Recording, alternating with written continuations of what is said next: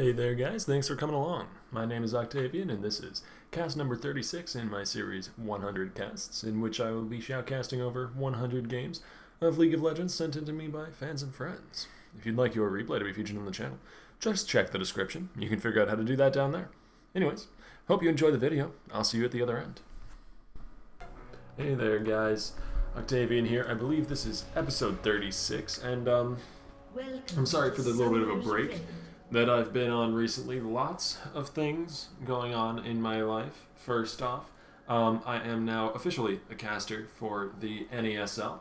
I did my first shoutcast for them yesterday, actually, as of recording this, though I'm not sure that yesterday will be the correct terminology when you're watching this, but anyways, very recently I did my first shoutcast for the NESL, and I like to think it went well. Jason Kaplan was sadly ill for the monthly finals of the EU West Go for LOL, so me and a friend named Goose the Grey filled in for him and did that shoutcasting for that tournament.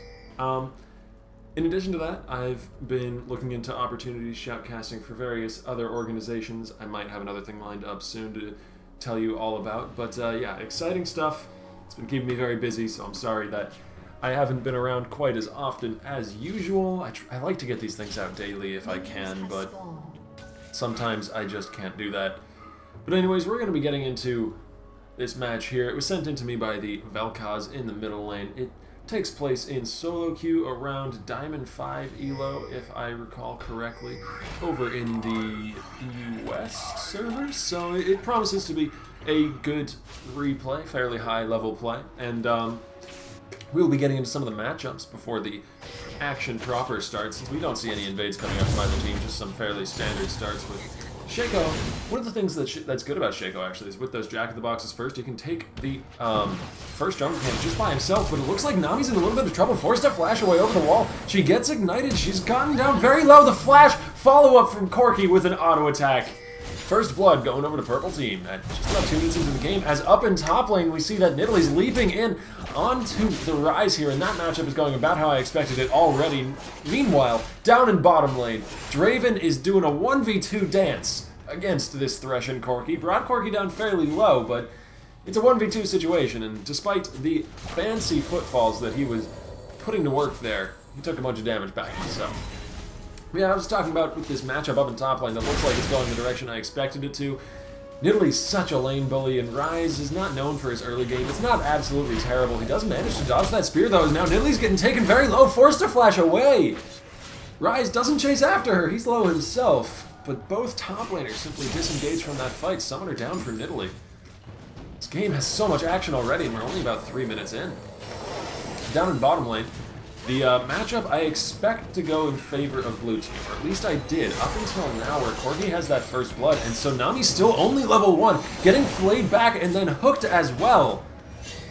But Thresh is entirely out of mana and can't make anything happen. However, maybe Shaco can. He comes down to bottom lane, he gets the fear off onto Draven, gets exhausted though, so he's not going to have quite enough damage even with that ignite ticking to finish off the Draven. But hey, his flash was burned, and that was a tower shot getting taken by Nidalee up in top lane. So many hair-close engagements in all of these lanes all across the map. The only lane we've yet to see go toe-for-toe, or I suppose tentacle for bionic arm, is the middle lane, where we have a Victor versus a Vel'Koz. Very alliterative lane there. And that one is one I'd like to talk about as well. I don't actually know where that's going to go. First off, because Victor was recently reworked, so I can't say definitively that I know what his matchups are like currently, since he's only really been out, despite being part of the game for a while, only been out in his current form for a few days, maybe a week. I don't know, depends on when you're watching this video. And Vel'Koz, while certainly a viable and fun champion, is not very heavily picked in the current meta. He's amazingly strong, but he's really skill-based. You have to be able to land his skill shots. You have to have a good grasp of geometry if you want to play the Tentacle Wizard from out of the void. As up in top lane, we see that Feel Good Inc. is going in onto Asian Prodigy 13. And the Asian Prodigy is going to be getting the better of that trade. Not really what I expected, actually, though, to be fair. Nidalee was standing in the middle of an enemy minion wave, and thus couldn't really fire out a spear with good accuracy. Those minions giving up their life for their Lord and Master, Ryze.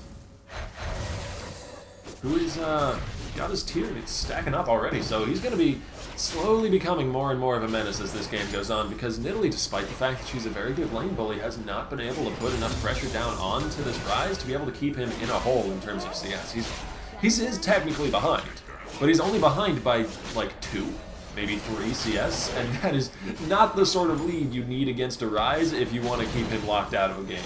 He's gonna be just getting insanely powerful as towards the bottom lane we see a hook lands onto Draven. He gets pulled forward, however a very nice bubble is going to cancel out this engagement. Draven nearly goes down, but the ignite wears off just in time for him to be able to get out of there alive. Very well played by the Nami to keep her AD carry alive. A little bit out of position there from the Draven, but hey, we all step to the wrong side every once in a while. Can't fault him a mistake or two.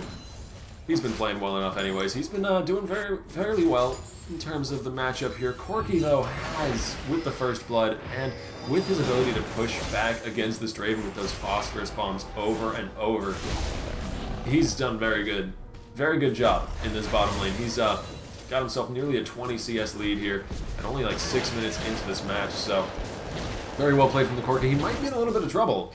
Doesn't have any mana, but the Nami doesn't want to chase any farther. Raven's showing up, though. He might be able to do something, as Nidalee is just taking so many poor trades. She missed all of her spells, but still leapt in with Cougar form. Aw, Stand Aside doesn't quite connect onto Corki, and he does manage to Valkyrie away to safety. That was a hairy situation, but he got out of it by the tufts of his mustache. Anyways, we have a little bit of a quieter moment now, so I'd like to go into some of the builds that are starting to form here. The interesting thing about Victor now, since his rework, he's always had this interesting little mechanic with his passive where he can build different augments for his Hex Core, I believe it's called. However, now they made it more of a pillar and less of a tree. It doesn't branch out in different directions. Instead, it's multiple different levels, and buying the next level allows you to upgrade one of your abilities, much like Kha'Zix. Whenever you buy one, you choose one of your abilities aside from your ultimate, and it gets upgraded. With your Q, you get extra movement speed. With your laser, the E, you get a secondary burst of damage in the area where you lasered immediately after shooting the laser. And with the gravity field, it sucks everyone into the center if they are standing in it when the gravity field secondary effect activates. And then once you have all 3 upgrades, if you choose to buy all 3, you don't have to, but if you do, then your ultimate gets automatically upgraded to have more movement speed while it's summoned and being on the field, being a general nuisance to the enemy team. So overall, if you choose to invest all that gold into your Hextech core, it does quite a bit for you.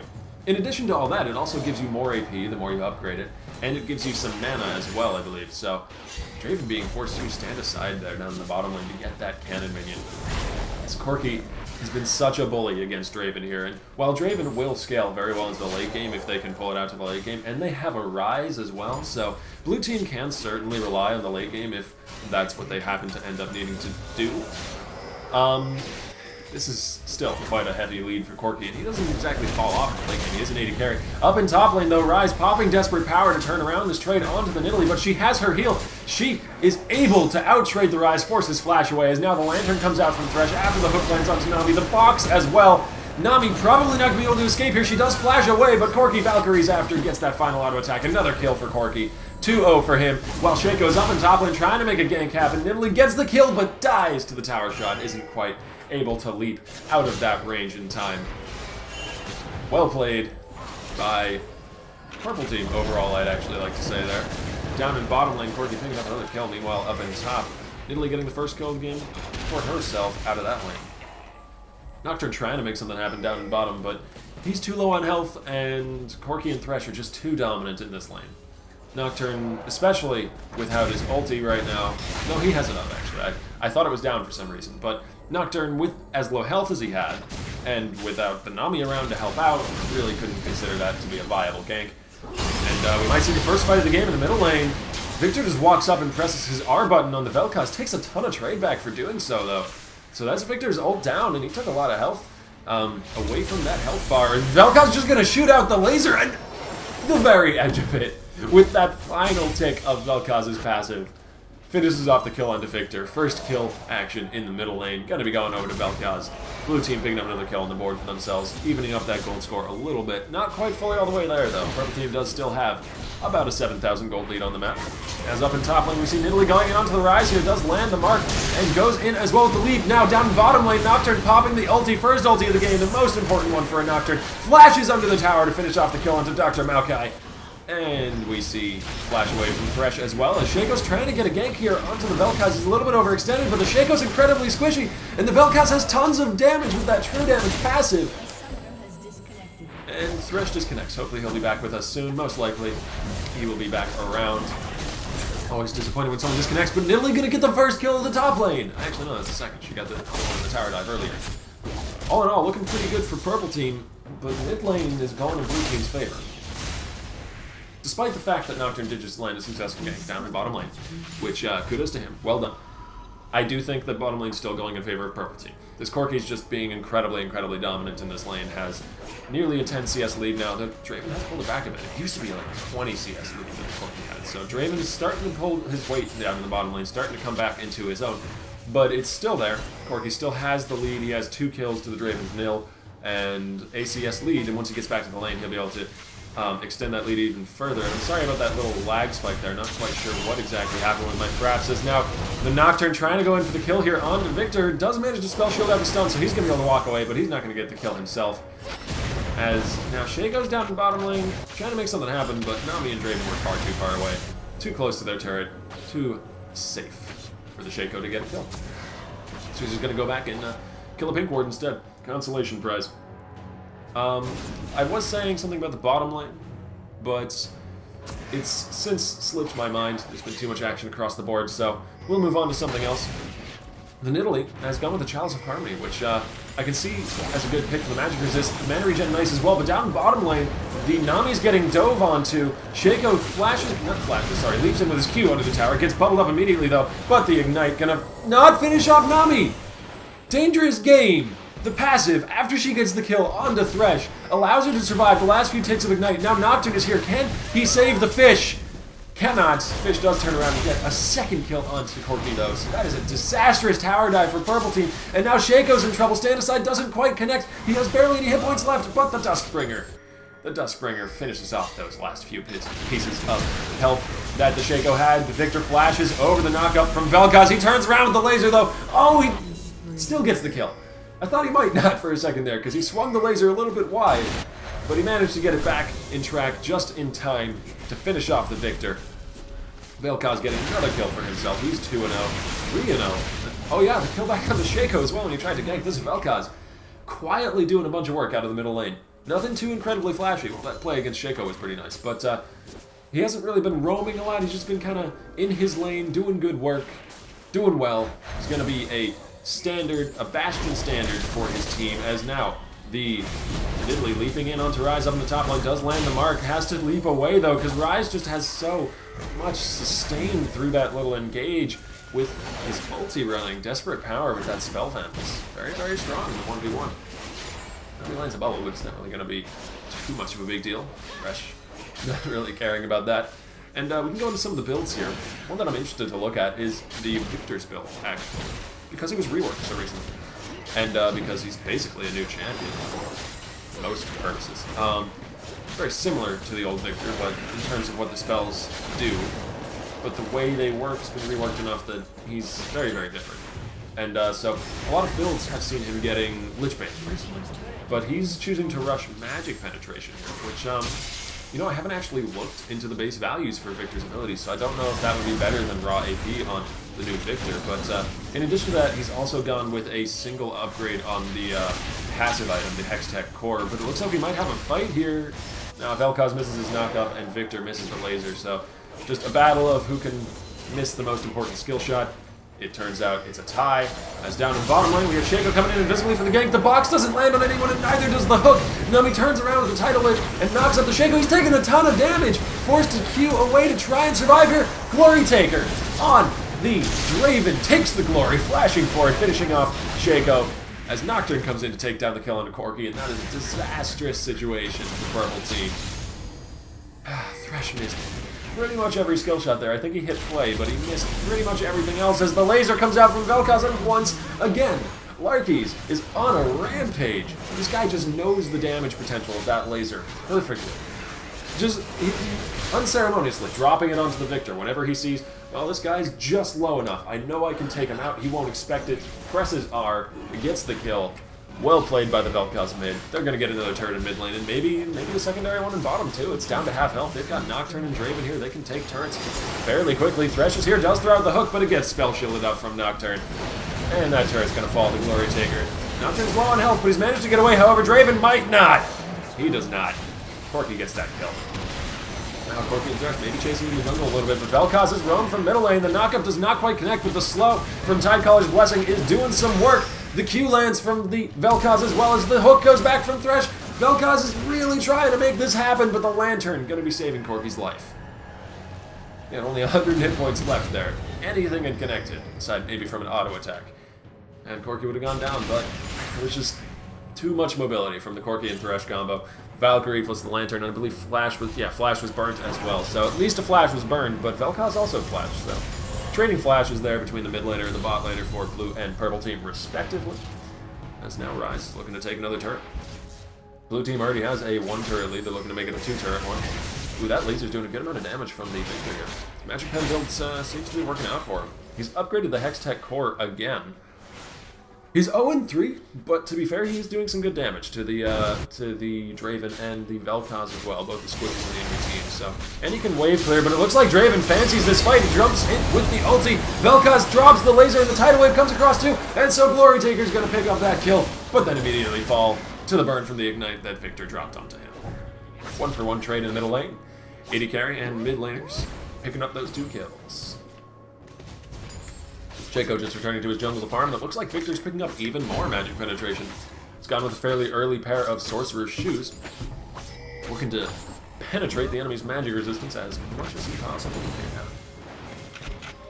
can. In addition to that, we have 2 Trinity Forces being built on the side of purple team, one from the Nidalee top lane, going for an early damage start. It's fairly standard on Nidalee these days to go with the early Trinity Force. We might see a gank coming here from Nocturne. Gets the Tidecaller's Blessing, goes in with the ulti, the Paranoia, and then the Fear coming out as well, and that Corki has nowhere to go. The Lantern was way too far away for him to get to. That is a rampage now for Nocturne, who's doing a lot of work out of this jungle as Nidalee's trying to make something happen on the Vel'Koz. Dodges out the Q, isn't slowed up, takes half of his health with 1 combo, leaps into Cougar form, gonna be finishing off this kill. Shut down and leaps away from the knockup for good measure. 1v1 between Nidalee and Vel'Koz goes Nidalee's way as now Cappuccino on this Shaco here, instantly turned around by the Nocturne though. Not even a single moment of hesitation. Nocturne turns around as soon as the Shaco leaves invisibility and starts beating on him. Takes that kill back into 1v1. Does get healed up by the ebb and flow, so I suppose it was a 2v1. As now, he's a little bit caught out in enemy jungle though. He's running past the wolf camp. They know there's a ward there, so he's not going to run that direction. He's going to run to the mid lane, and he'll be fine. Well played by the Nocturne. Stealing away that white camp and taking out to the Shaco for good measure. Why just steal the enemy jungler's camps when you can kill the enemy jungler entirely? That's sort of like stealing all of his camps, because then he can't take any of them. At least not for a little while. Laser not quite landing onto the Draven here, but we do have a turnaround from the Draven. He realizes he's caught out of position, tries to make something happen. But Victor had flash, so Victor managed to escape the second proc of his ulti. Is now up in top lane. We get to see the 1v1 between Rise and Nidalee. Who can win this? They're both incredibly low at this point. Nidalee leaping after the Rise, really wants to finish this off. Does manage to get the execute with the Cougar form Q. Nidalee doing... Nidalee's the bastion here for purple team. Corki has sort of fallen off. He had that hefty lead down in the bottom lane earlier on in the game, but he got outscaled by the Draven at this point. He still has a farm lead, but Draven is just starting to mount up, starting to power up into this game. And it's going to be very difficult for Corki to keep up at this pace. Oh my god, speaking of Corki, that Vel'Koz burst is insane. This is a 4-in-1 Vel'Koz with the highest creep score on the map currently, so Corki's going to have to be very careful, because that life form disintegration ray is going to disintegrate his life form very effectively. He's trying to do the golem camp here. Yeah, I think he can handle it. Yeah, he's going to take that and head back to base. We can see what else he picks up. Probably going to be finishing off that Trinity Force if he has the gold to do so. As they're trying to cut off Vel'Koz at the pass. Thresh doesn't quite land the hook, though. And Dragon is back up. Get to see if a team fight pops out between the two teams here. The Spell Shield coming out to block Nidalee's spear very effectively. Bubble ends, and then we have the teleport coming in. Who has the teleport? It is the Rise. He comes in, he Rune Prisons up this stretch. The Nocturne ulting all the way across the team fight to reach onto the Victor. And Victor going to be going down. Keone is dominating on that Nocturne. Very well played. Tidal Wave, I don't think that's going to connect with anything. A little bit of a wasted cooldown from Nami, but they still won the fight. They can still turn and burn onto this Dragon. Or maybe push up a lane, I don't know. It looks like they're going to be going for the Dragon, though, as the Nocturne's a little bit caught out, forced to flash away from the Corki and the Nidalee who are sitting in the bush, but they can't keep chasing. Vel'Koz is here, he has way too much damage. If they keep trying to chase into this bush, they're going to be going down. Feelgooding does get the kill onto Nami, but Corki is traded onto, and then Nidalee. That's really not worth it. However, Shaco does manage to 2v1 with Raven off the side there. He got a little bit too cocky, pushed up a bit too far. So that is a shutdown kill going over to Corki. I mean, not Corki, Shaco. Off to the side, Corki was dead. As Dragon's going to be going to blue team here. I don't see any way the purple team can contest this. Yeah, it's going down very quickly. Nocturne not even bothering to smite that. Doesn't really need to. Nobody was around to contest it for him. Actually, smite was on cooldown, so couldn't if he wanted to. And, while we have a moment, let's talk about some of the builds, shall we? We haven't really talked about any of the builds for blue team yet, so let's look at those, see if there's anything interesting. Nami's going with a fairly squishy build. No, that's something that Nami usually does. She likes to get the Sightstone, Rush, and then Spell Thief's Edge, maybe, or maybe the Talisman of Ascension, neither of which are really tank items, so Nami very often a squishy support. Which, actually, when I play Nami, I have this build that I like to do that I can't fool myself into thinking it's optimal, but I think it's pretty fun, at least. I like to go Boots of Swiftness and Warmogs, and just have tons of speed and tons of health, and just be able to sit around and do lots and lots of work. In addition to that, I take a Mikhail's Crucible. And please, before you yell at me in the comments, I know it's not optimal. I know there are better ways of playing Nami, but I have fun. I have fun doing it. And this is a video game, after all. It's for fun sometimes. Sometimes it's for money. I don't really do that. But anyways, up in top lane, we see that Corki and Nidalee are going in for the kill here onto Rise. He's dodging, though. He's got the dancing boots on. Only one of Corki's rockets manages to connect, as now Shaco's in trouble. He's invisible. Oh, spotted by the Nami before he heads into the bush. He drops the box, but doesn't quite fear him, as Nocturne's going to be going in with the ulti, and he got the tether on right before Shaco ulted, so he could easily tell which one's the real one. However, Draven gets hit by the hook, goes down nearly instantly. Vel'Koz is here doing a ton of work with that laser. The W as well. That pop coming up from the ground, doing a whole bunch of work. Tectonic Disruption, really effective in that fight. Despite the fact that Draven got caught out, they do manage to trade 2v1. However, Victor has roamed around to the side. Gonna be turning the tides here. Double kill for Victor. He's coming back into this game. He does go down in the Entalarkes, though. On that Vel'Koz is now. Corki might be in trouble. Being chased out by the Nocturne. He flashes over the wall. He gets enough distance, but that is a flash burned basically just for being there. So, well done by the Nocturne. Maybe if he had shown up a bit earlier, the team fight could have gone in a slightly different direction, but he showed up in time at least to burn a flash and to stop them from pushing the tower. So he did good work. He did very good work. Something interesting, actually. It looks like the Rise is going for... Yeah, that's a Frozen Heart. I was thinking he might be going for an Iceborne Gauntlet. I was kind of hoping he'd be going for an Iceborne Gauntlet. I like seeing that build on Rise, even though, as I said before, I know it's not entirely optimal. I do enjoy it because it gives Rise another CC. Now, Rise only has the one crowd control, Snare from Rune Prison. Means it's very difficult for him to stick to targets sometimes. Now, having that Sheen proc on the Frozen Gauntlet, not only will it get procced very often because, well, Rise casts spells a lot. It's kind of what Rise do. It also will give another CC, will give him the slow, so you can stick to people more easily, but in the middle lane, you see that Nidalee's run down on the top lane. Those auto attacks are hurting, especially when they crit.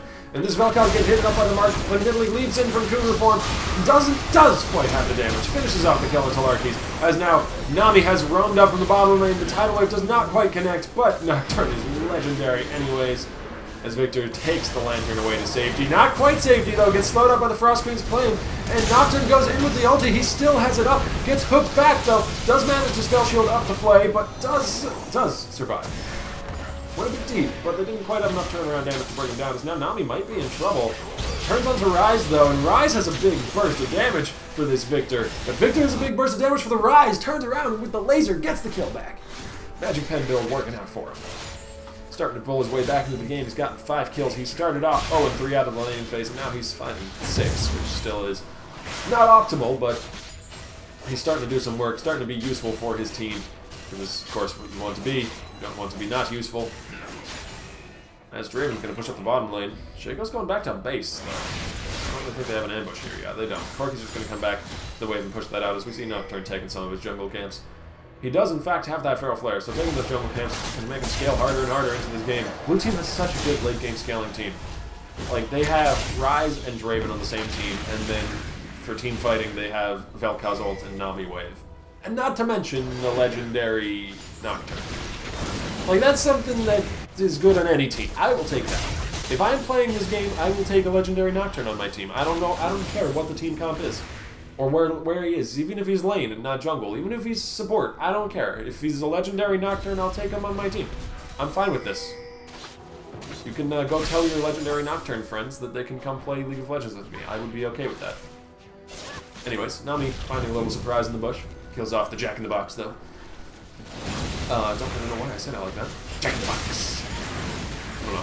Ooh, spear landing onto Nidalee. She's going to be leaping forward. She has that extended lead because the passive of this Vel'Koz, despite all his damage, is still very squishy. And now Nocturne might be going down for the shutdown. Gets hooked in, but Nami is here with the tidal wave. There's a teleport coming in from Rise, and Nocturne is really tanky at this point. He's finished off the Randuin zone. He's got the double buffs. He's chasing after them. Dustbringer comes out for the speed buff onto the Victor. He's going to land the fear, and Victor's going down. Nocturne is still legendary. 10-0. That guy's doing so much work. Push up the mid lane now. They might be able to get a second turret here. I don't really see any way the purple team can realistically defend this turret. It's going to be going down very quick. One of the dangerous things about a fed Nocturne is that he can build tanky like that, survive those sorts of fights, and still have enough damage to, like, insta-kill one of your carries if he gets back to them. Because he's got a Blade of the Ruined King and a Feral Flare, not to mention the passive attack speed from Nocturne's W, or the active if he blocks a spell. So he can do tons of work. And he synergizes incredibly well with this Nami pick. If Nami puts Tidecaller's Blessing onto him right before he uses Paranoia and leaps back into the enemy's backlines, then those auto attacks are going to be slowing and dealing a bit of extra magic damage too. So it's going to be very, very hard for Corki or Victor to get away from him. Or even Nidalee. I mean, Nidalee's gone with nearly a full damage build here. She's rather squishy. She'll have an easier time getting away than, say, Victor would, because she at least has very low cooldown mobility. But still, she's squishy enough that this Nocturne could take her out with that Blade of the Ruined King active, keeping next to her, as well as the slows from Tidecaller's Blessing. So, it's going to be very, very hard for the purple team to deal with this Nocturne pick. I think they're going to have to resort to what Nidalee is doing right now, actually, which is a split push strategy, because I really don't think that they can win a team fight here. Because one, Nidalee's kind of crap in team fights, two, Shaco's kind of crap in team fights, and I mean, Victor's quite nice in team fights, but kind of the only asset they got going for them in these team fights. So, purple team's comp is a little bit spread thin. Oh, the Victor taken so very low by that laser. Nocturne forced to flash away, but they got the kill back for it. Thresh flashes forward and lands the hook, but Nocturne is so tanky. He's not going down very quickly. He does finally fall to Corki, giving the shutdown gold over to him, but at what cost? Vel'Koz gets the double kill. Rise flashes forward and snares up the Nidalee. That is the triple kill for Vel'Koz. Can he make it the quadra? Corki going down quickly, but also turning around with some good damage himself. And the instant burst from Vel'Koz. Quadra kill for Larkies. Very well played. They did lose the shutdown gold from the Nocturne there. But hey, it's a quadra kill.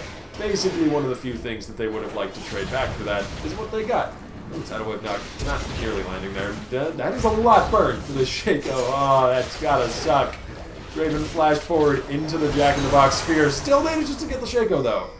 I don't know what the clown was doing. He knew that this Draven, at this point in the game, could 2 or 3 shot him. I don't know why he was that close.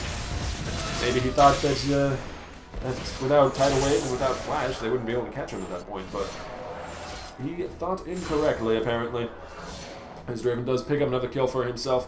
He's only 3 and 5, but Draven just does so much. Even with only a few kills, Draven can do so very much damage. I mean, he's a very high skill cap champion, don't get me wrong. I'm not saying that he's like OP or broken or something. You have to be very good to play a good Draven. stun not quite landing from Victor. The ult drop, though, and he's doing some good damage, but not quite enough. Very nice sidestep from the Draven to dodge out that spear from Nidalee. Probably would have been his death if he had been hit by that mark. He does get hit, though. Nidalee isn't quite in range to make the extended leap. And Lucy's going to be able to disengage here. Re-engaging, though, with the Nocturne. The Fear lands onto the Nidalee. She's going down very low, but doesn't quite fall. Nocturne leaps into the Paranoia, really trying to get this kitty cat. But she's so far back in the enemy team and so much mobility, she's not going down. Thresh getting ignited, going to be going down to the Nocturne in the end. Even though they spent so much and didn't get the Nidalee, it doesn't matter. This Nocturne has so much power, potential right now. He can still make a double kill happen, even after spending that much, basically whiffing all of it. Now they're going to be going for the first inhibitor tower of the game. Shaco has been split pushing this whole time, though, and this is the strategy I really think that Purple Team needs to pull out if they want to win this game. They've got to get Nidalee or Shaco split pushing hard enough and fed enough that Ryze can't just come and do this. Which Ryze can do right now with the Shaco. Just walk into the lane and press a lot of buttons. And Shaco dies. The Shaco goes away, and they cannot split push anymore. They don't even get the outer tower there, which is frankly a little bit depressing. Nidalee and Corki looking for something here. I'm not quite sure why they're sitting that far forward in the jungle. I don't think that they could handle very many of the engagements they might catch sitting at that point in the jungle.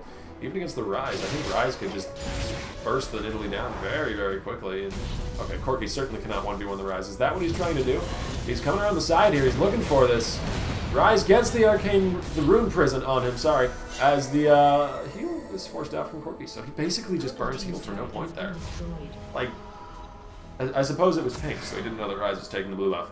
I'm sorry, I thought that pink was for Purple Team. No, it's a blue team pink, so he had no idea Ryze was there. I should not be quite so hard on this Corki here, but still, unfortunate that he got caught out going around that corner there. Really doing some good damage onto the Nidalee, but she has built up. Actually, no, not in the armor at this point. She has some health built up, so that's why she appeared a little bit tanky. But Draven can certainly take this 1v1. Does he have the ulti? He does not have the ulti to toss out. However, Nami is here with the tidal wave. Doesn't quite do enough. She throws at the auto, but that's not quite enough. Meanwhile, off to the side, Draven manages to 1v1 the Corki, but gets insta-burst by the Victor. Comes around the corner, but then the Victor gets insta-burst himself by the Vel'Koz. I believe that is a 2-for-1 trade. That is indeed a 2-for-1 trade, while Shaco is back in the bottom lane, pushing again. I don't think there's anything that's going to stop him from getting the outer turret. He does pick that up. However, it's going to be traded for possibly an inhibitor turret and an inner turret. In the middle lane and top lane respectively. Hook doing nothing. Well-timed shield from the Nocturne there. Actually, Hook did something. It gave the Nocturne more attack speed, but the turret followed him faster. Meanwhile, Nocturne turning around, taking the 2v1. Teleport coming in from Ryze, though, so it's not going to be a 2v1 for long. Purple Team is going to walk away from this. They don't want anything to do with this. Their inhibitor is free and easy game here for Blue Team. However, Cappuccino on that Shaco down in bot lane is still pushing. He's gotten 2 turrets so far. I mean, so far it's a worth trade for Blue Team. They lost 2 turrets in bot lane, got an inhibitor. Oh, that is a lot of damage. The Nocturne finishing it off. Killing spree. Double kill. Kyle's not quite coming out in time to stop the stun from the W from Victor, but it's not going to really matter. Ryze gets the rune prison onto Victor. He goes down. Boy, Vel'Koz picking up that kill. The Seraph's Embrace pop to survive under the tower. Ryze really wants this kill, but Nidalee's back on the fountain. And Draven has gone back to base to stop this Shaco, so Purple Team can't even rely on that anymore. And Nidalee, I don't know why you went so close. Thankfully, she does manage to escape, but that was a very dangerous situation for Kitty Cat to be in. 2 inhibitors fall for 2 turrets. So that's a worthy trade for Blue Team there. Shaco just taunting this Draven here.